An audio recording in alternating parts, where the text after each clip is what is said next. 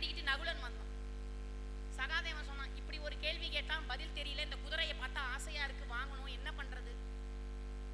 நகுலன் போய் கேட்டான், என்னப்பா இது என்ன, எனக்கு புரியலையே. அவன் சொன்னான், உனக்கு வேற ஒரு கேள்வி வச்சிருக்கேன். என்ன கேள்வி? அதுக்கு அவன் சொன்னான், உனக்கு என்ன கேள்வி தெரியுமா? ஒரு கிணற்றிலிருந்து 7 கிணற்றை நிரப்ப முடியும், 7 கிணற்றிலிருந்து ஒரு கிணற்றை கூட நிரப்ப முடியாது. இது ஒண்ணு. ஊசி போன காதின் வழியாக யானையே போகும், ஆனால் வாள் போகாது. அது என்ன? கண்ணதாசன் ஒரு பாட்டு எழுதினார், ஊசி முனை காதுக்குள்ளே ஒட்டகங்கள் போனாலும் காசாசை போகாதடா முத்தையா, கட்டையிலும் போகாதடி குரங்கு வரும் தோட்டமடி பழத்தோட்டம், வண்டு வரும் தோட்டமடி மலர்த்தோட்டம், மனிதனுக்கு வேண்டுமடி மனத்தோட்டம், அந்த மனிதன் விளையாடும் இடம் பணத்தோட்டம், பணத்தோட்டம் பணத்தோட்டம், மனத்தோட்டம் வேண்டுமென்று மாயவனார் கொடுத்த உடல் பணத்தோட்டம் போட்டதே எடி முத்தம்மா, பணத்தோட்டம் போட்டது. ஊசி மோன காதுக்குள்ளார யானையே போயிடுச்சு, யானை வால் போட. அது என்ன? நகுலனுக்கு தெரியல. இவனை தேடிக்கிட்டு, நகுலனையும் சகாதேவனையும் தேடிக்கிட்டு பீமனும் அர்ஜுனனும் வந்துட்டாங்க.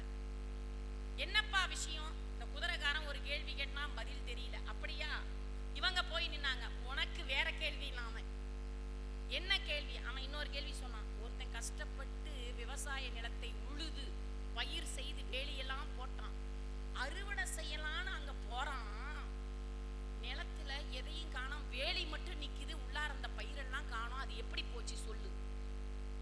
3 பேத்துக்கும் தெரியல. இந்த 4 பேத்துக்கும் தெரியல. 4 பேத்தையும் தேடி தர்மர் ஓடி வந்தார். தர்மன் வந்தவுடன் அந்த குதிரை வீரனும் குதிரையும் காணாமல் போய்விட்டு, இவங்க என்ன பண்ணாங்க, என்ன ஆச்சுன்னு தர்மர் கேட்டவுடன் 4 பேரும் கேள்வியை சொன்னார்கள்.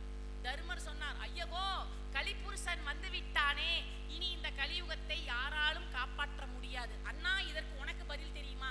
எனக்கு பதில் தெரியும், எங்க குதிரையை வாங்கி வந்தா ஓடி போயிட்டான், அதான் கலிபுருஷன். பதில் தருகிறேன் என்று சொன்னால் கொடுத்த வாக்கை காப்பாற்றுவதுதானே நியாயம். பதில் தெரிந்தவன் வந்தால் அவனிடம் இருந்து தப்பித்து கொண்டு அவனுக்கு பரிசு கொடுக்காமல் ஏமாற்றுவதுதான் கலிபுருஷனுடைய வேலம். அங்கே அரசியல் வந்துருச்சு. இப்ப 3 கேள்விக்கு என்னன்னா பதில் அப்படின்னு தர்மர்கிட்ட கேட்டாங்க. 7 கிணறு நிறையும் ஒரு கிணற்றில் இருந்து, ஆனால் ஒரு கிணற்றில் இருந்து 7 கிணறு, 7 கிணற்றிலிருந்து ஒரு கிணறை நிரப்ப முடியாது. அது என்ன? ஒரு தாய் தந்தையர் 7 பிள்ளைகளுக்கு சோறு போடுவார்கள், 7 பிள்ளைகளும் சேர்ந்து ஒரு தாய் தந்தைக்கு சோறு போட மாட்டாங்க. இதுதான் கலிகாலம். சரி, ஊசி முனையில காதுக்குள்ளார யானை போகும், ஆனா யானை வாள் போகாது. அது என்ன? அதுவா? பெரிய பெரிய அக்கிரமங்கள்லாம் சாதாரணமா நடக்கும், ஒரு நல்ல விஷயம் அவ்வளவு சீக்கிரம் நடக்காதுடான்னா. பெரிய பெரிய அக்கிரமம், பள்ளம் நோன்றதா உடனே ரோட்ல பள்ளத்தை நோண்டுருவானுங்க, ஆனா ரோடு போடுறதா இருந்தா அவ்வளவு சீக்கிரம் போட மாட்டானுங்க. இது அம்மாப்பேட்டை இருக்கே, எப்பயுமே ரோடு போட்டுட்டு இருப்பாங்க, எப்பயுமே நோண்டிட்டு இருப்பாங்க. உடனே நடக்கும், அக்கிரமம் நடக்கிறதா இருந்தா உடனே நடக்கும். ஒரு இடத்துல ஒருத்தன் பள்ளம் தோண்டிட்டு இருந்தான், பின்னாடியே ஒருத்தன் மூடிட்டு வந்தான். அங்கிருந்து ஒருத்தர் வந்தார், ஏண்டா அவன் பள்ளத்தை தோன்றான், நீ மூடுற, இது என்னடா வெட்டி வேலை, நீ தோண்டாத, நீ மூடாத, பேசாம போடா. அவன் சொன்னான், அதெல்லாம் இல்லைங்க, பள்ளம் தோன்றதுக்கு நான் வந்து கான்ட்ராக்ட் எடுத்திருக்கிறேன், அவன் மூடுறதுக்கு கான்ட்ராக்ட் எடுத்திருக்கிறான், அதை தான் நாங்கள் ஒழுங்கா செஞ்சுட்டு இருக்கோம். இப்போ நடுவில் எவனோ ஒருத்தன் என்னமோ செய்யணும், அவன் எங்கடா? அவன் ஒன்றும் இல்லை, அந்த இடத்துல செடியை வைக்கணுமா, செடி வைக்கிறவன் லீவு போட்டுட்டான், அதை பற்றி எங்களுக்கு பிரச்சனை இல்லை, நாங்கள் பாட்டுக்கு என்ன பண்ணுவோம், பள்ளத்தை நோண்டுவோம், மூடுவோம், எங்க வேலை நாங்கள் செஞ்சிருவோம். சரி, 3ஆவதா என்ன? வேலி இருக்கும், ஆனா பயிர் காணாம. அது என்ன தெரியுமா? மக்கள் கடினமாக உழைத்து உழைத்து சம்பாதிப்பார்கள், ஆனால் அரசு அதிகாரிகளும் அரசு ஊழியர்களும் அரசியல்வாதிகளும் அந்த பயிரை மேய்ந்து கொண்டு போய்விடுவார்கள்.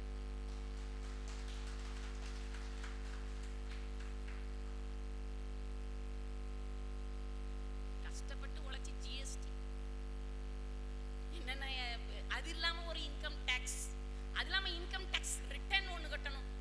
எத்தனை அரசாங்கமே ஒரு நாட்டின் மக்களினுடைய சொத்தை திருடும் அப்படின்னு தர்மர் சொல்றார். நேரா சபைக்கு போறார், கிருஷ்ண பரமாத்மா உட்கார்ந்து இருக்காரு. ரத்னா மறந்துடக்கூடாது. நான் மறந்துட்டாலும் நீங்க ஞாபகம் வச்சுக்கணும். சரியா? போறாரு, அங்க கிருஷ்ண பரமாத்மா உட்கார்ந்து இருக்காரு. 2 பேரு வழக்கு கொண்டு வராங்க. ஒருத்தன் சொல்றான், நிலத்தை தோண்டுனேன். என்ன தோண்டுனேன்? நிலத்தை தோண்டுனேன். ஒரு பொன் பானை கிடைத்தது. இவர்கிட்ட இருந்து நிலத்தை வாங்கினேன், ஆனா பொன் பானையை வாங்கல. நிலம் அவருக்கு சொந்தம், நிலத்தை மட்டும்தான் வாங்கினேன், பொன் பானையை வாங்கல. அதனால நிலத்தை வித்தவருக்கு இந்த பொன் பானையை திருப்பி கொடுத்துடலான்னு நான் வந்தேன். இவர் வாங்க மாட்டேங்கிறார். நிலத்தை வித்தவன் சொன்னான், நிலத்தை எப்ப வித்தனோ அப்ப நிலத்துக்கு மேல விளையிறதும் நிலத்துக்கு அடியிலே இருப்பதும் நிலத்திற்குரியவருக்கு தானே சொந்தம். அதனால எனக்கு பொன் பானை வேண்டாம்.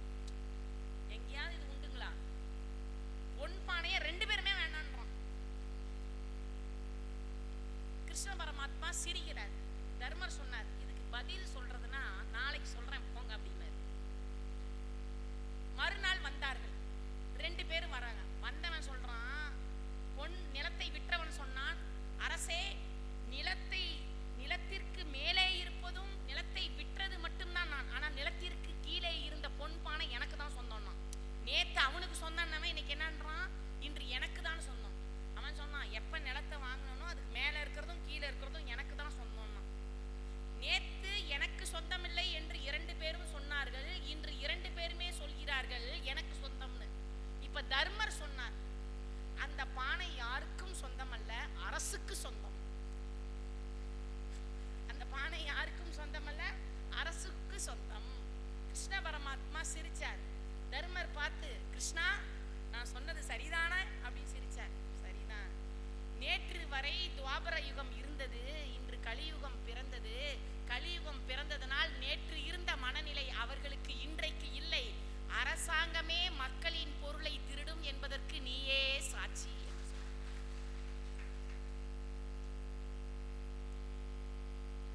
அப்ப கடன், நீர்க்கடன், கடமை, சேமிப்பு, தர்மம் என்று 4ஆக பிரிக்கிறார்கள். ரத்னாகரன் இப்படி கேட்டான்.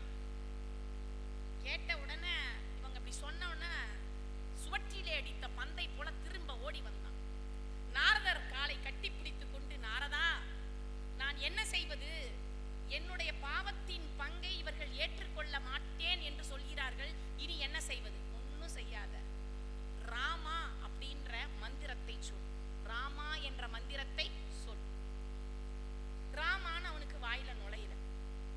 ராமான்னு நுழையவில்லையா? அங்கே பார், எதிரிலே ஒரு மராமரம் இருக்கிறது. அந்த மராமரத்தை மராமரம் என்று சொல். வேறு எதுவும் சொல்ல வேண்டாம். அதோ பார் மராமரம். அந்த மராமரத்தை மராமரம் என்று சொல்லிக்கொண்டு இங்கேயே அமர்ந்திரு. நான் உன்னை பார்க்க திரும்ப வருகிறேன், உன் பாவங்கள் போய்விடும் என்று சொல்லிவிட்டு போய்விட்டார் நாரதர். ரத்னாகரன் அந்த இடத்திலேயே உட்கார்ந்திருந்து மராமரம் மராமரம் என்று சொல்லிக்கொண்டே இருந்தான். அவனை சுற்றி கரையான் புற்று கட்டியது.